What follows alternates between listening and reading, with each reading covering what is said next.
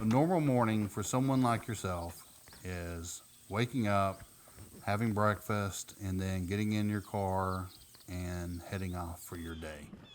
For me, it's nowhere close to that easy.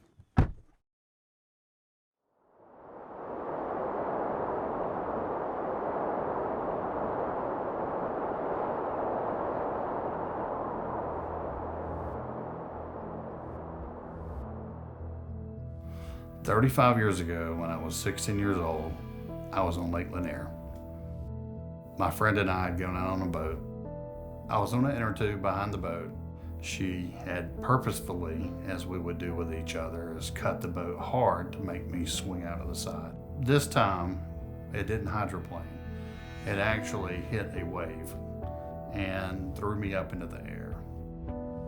When I came to, I was underwater. And going back to the dock, I continued to black out. To my advantage, her grandmother was a retired emergency room nurse, and she said there was a great chance that I had a pretty nasty concussion. The unfortunate part about it is I didn't go to the hospital. And my mind had to be, I'm going to get better on my own, and I'm going to be able to take care of this.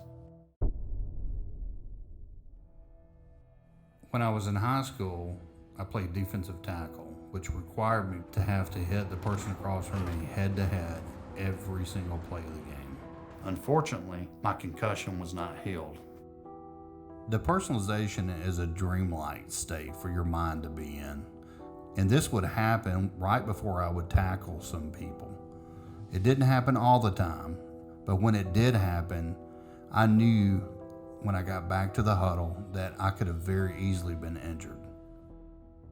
So I went off to college, and then I started to have really bad experiences with my head. It happened on the football field finally one day.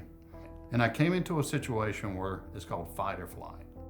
My body was telling me to go inside. It was just weird. I just felt totally like I was in a dream. So at that point, I knew that my football career was going to be over. I called my dad, and I said, I've got to come home. Not one person knew exactly what was going on. I started to work, but I kept having these issues. It had gotten to a point to where I couldn't drive across the bridge. One day there was an article in the Sunday paper, in the Athens Herald, and it said, "Don't panic," in black letters across the top in huge font. And the article was to a T of every single thing that I had mentioned to them. I could give a name to what was going on, and it was called agoraphobia. I was able to land finally a job in 1990 in healthcare. I started having more and more issues. I couldn't concentrate. I could not even drive from point A to point B without having 7 or 8 panic attacks that would almost cause me to crash my car. I would obsessively lie there in the bed and think about what I was going to have to go into the next day. Open areas, over bridges, where I was going to park. Almost 5 years has passed, and I've had to pretty much go through this living hell every single day. But it was unfortunate that I would end up losing my healthcare job because of the issues I would have with my panic attacks. I had to actually look at filing for disability at the age of 49, which is highly unusual. But at the same time, I had been diagnosed with the anxiety disorder, panic attack disorder, depression, and the PTSD. I was doing this because I physically couldn't go out and do anything. We'll get to a certain place and we won't go in. You know, years ago we went to the World Congress Center and we got there parked. We couldn't walk in, we had to turn around. So we usually take the same routes because we know those are the safe routes. He doesn't do wide open spaces at all, so it has to be back roads, neighborhoods, industrial parks. So it's really hard on him because he wants to do things. He just can't. I think he has to live with it the rest of his life, and he just has to try to make do, what is God's given him. I'd actually started to meet with a counselor and let them know exactly what was going on. I was so fortunate for her to be able to get me into the psychiatrist that I'm still with today. He has been very helpful in the progression of how I've gotten at least functional. But as far as how I would acclimate myself, is I'll get out and I'll take a walk. And at the same time, I'm acclimating myself to go somewhere later on that day, because I can't just go from waking up to jumping in a shower, to putting clothes on, jumping in a car, to driving out of the driveway. It just, my brain doesn't take that in that fast. Yes, this is even with medication. There's no magic pill out there. And a lot of people seem to think that there is, but there's not. Because I'm so far along and I've had it for so long, it's kind of like an earthquake. You have tremors first, in a way of like, I can tell when it's starting to kind of onset, and then I can either work my way through it, or I can turn around and go back the opposite way I just came. I go into what they call a fight or flight mode, which means like I said, you can fight through it, or you can fly away, turn around and go back the other way, and just not go to where you were going, which is failure to me.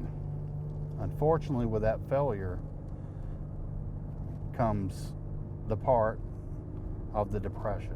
If you don't keep working with it, it'll actually make you housebound. And I've already been there, done that. See how straight this is here. This is what agoraphobia, this is where the panic attacks trigger, is here. When you're looking out distance-wise, and then it opens up. You have a power line easement here. We're coming into a major shopping center. And what I'm thinking about right here, I want to do a little drive.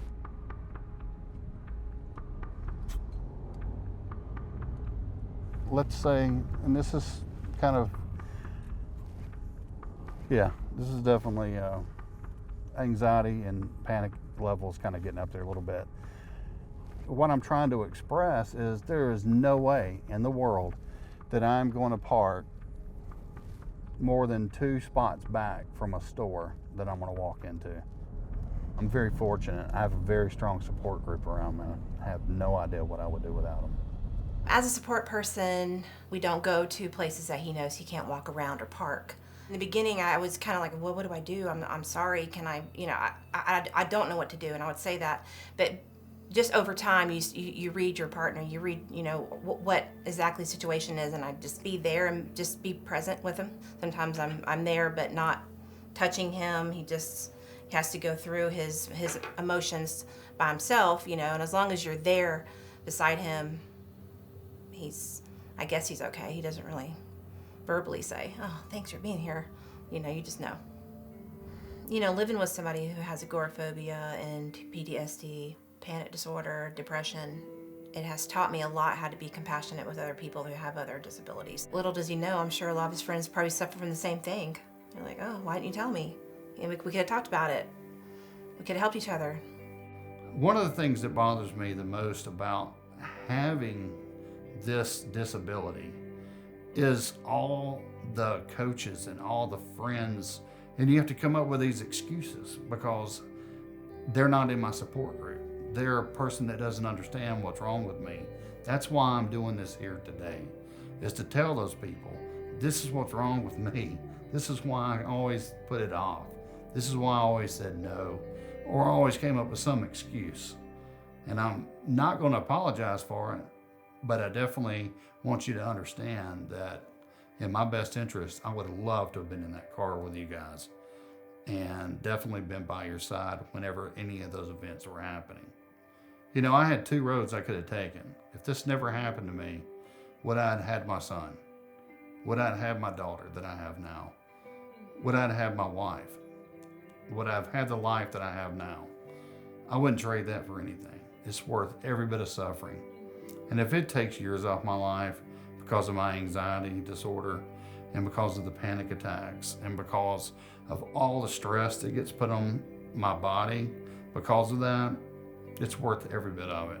I would never trade it for anything.